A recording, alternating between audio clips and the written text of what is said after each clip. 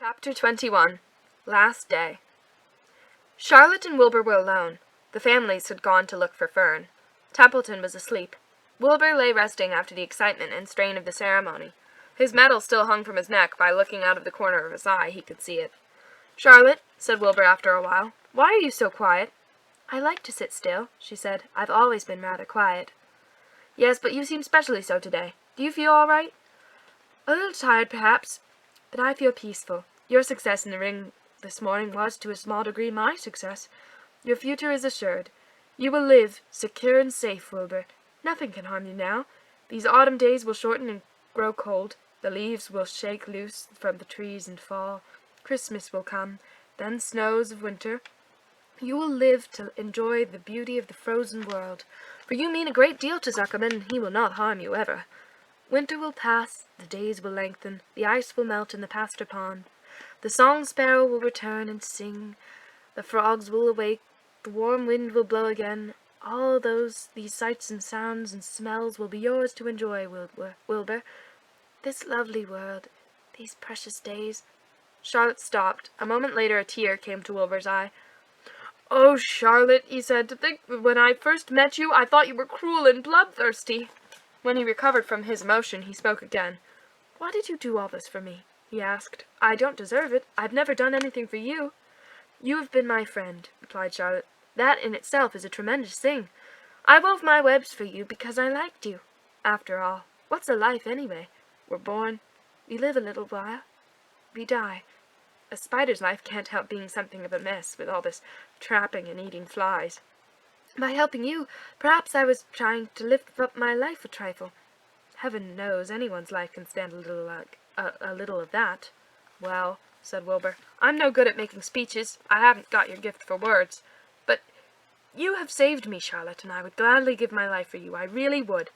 "I'm sure you would, and I thank you for your generous sentiments." "Charlotte," said Wilbur, "we're all going home today. The fair is almost over. Won't it be wonderful to be back home in the barn cellar again with the sheep and the geese? Aren't you anxious to get home?" For a moment Charlotte said nothing. Then she spoke in a voice so low Wilbur could hardly hear the words. "I will not be going back to the barn," she said. Wilbur leapt to his feet. "Not going back?" he cried. "Charlotte, what are you talking about?" "I'm done for," she replied. "In a day or two, I'll be dead. I haven't even strength enough to climb down into the crate. I doubt if I have enough silk in my spinnerets to lower me to the ground." Hearing this, Wilbur threw himself down in the agony of pain and sorrow. Great sobs racked his body. He heaved and grunted with desolation. "Charlotte," he moaned, "Charlotte, my true friend." "Come now, let's not make a scene," said the spider. "Be quiet, Wilbur. Stop thrashing about." "But I can't stand it," shouted Wilbur. "I won't leave you here alone to die. If you are going to stay here, I shall stay too." "Don't be ridiculous," said Charlotte.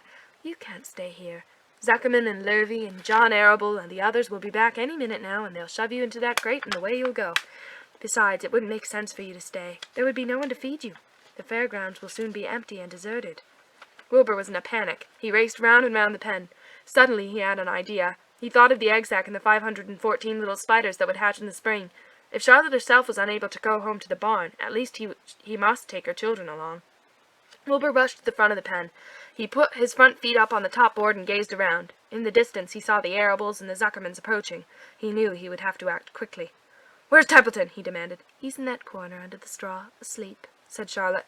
Wilbur rushed over, pushing his strong snout under the rat, and tossed him into the air. "Templeton!" screamed Wilbur. "Pay attention!" The rat, surprised out of a sound sleep, looked first dazed, then disgusted. "What kind of monkey shine is this?" he growled. "Can't a rat catch a wink of sleep without being rudely popped into the air?" "Listen to me!" cried Wilbur. "Charlotte is very ill. She has only a short time to live. She cannot accompany us home because of her condition. Therefore it is absolutely necessary that I take her egg sack with me. I can't reach it and I can't climb. You are the only one who can get it. There's not a second to be lost. The people are coming. There will be no time. Please, please, please, Templeton, climb up and get the egg sack." The rat yawned. He straightened his whiskers. Then he looked up at the egg sack. "So," he said in disgust, "so it's old Templeton to the rescue again, isn't it? Templeton do this, Templeton do that. Templeton, please run down to the dump to get me a magazine clipping. Templeton, please lend me a piece of string so I can spin a whip. Oh, hurry! said Wilbur. Hurry up, Templeton. But the rat was in no hurry. He began imitating Wilbur's voice. So it's, hurry up, Templeton, is it? He said. Ho, ho. And what thanks do I ever get for these services, I would like to know? Never a kind word for old Templeton, only abuse and wisecracks and side remarks. Never a kind word for a rat. Templeton, said Wilbur in desperation, if you don't stop talking and get busy, all will be lost, and I will die of a broken heart. Please climb up. Templeton lay back in the straw. Lazily, he placed his forepaws behind his head and crossed his knees, in an attitude of complete relaxation. Die of a broken heart, he mimicked. How touching. My, I notice that it's always me you come to when in trouble. But I've never heard of anyone's heart breaking on my account. No, oh no. Who cares anything about old Templeton? Get up! Screamed Wilbur. Stop acting like a spoiled child! Templeton grinned and lay still. Who made trip after trip to the dump? He asked. Why, it was old Templeton. Who saved Charlotte's life by scaring that arable boy away with a rotten goose egg? Bless my soul, I believe it was old Templeton. Who bit your tail and got you back on your feet this morning after you had fainted in front of the crowd? Old Templeton! Has it ever occurred to you that I'm sick of running errands and doing favors? What do you think I am, anyway? A rat of all work? Wilbur was desperate. The people were coming, and the rat was failing him. Suddenly he remembered Templeton's fondness for food. Templeton, he said, I will make you a solemn promise. Get Charlotte's egg sack for me, and from now on I will let you eat first when Larrabee slaps me. I will let you have first choice of everything in the trough, and I won't touch anything until you're through. The rat sat up.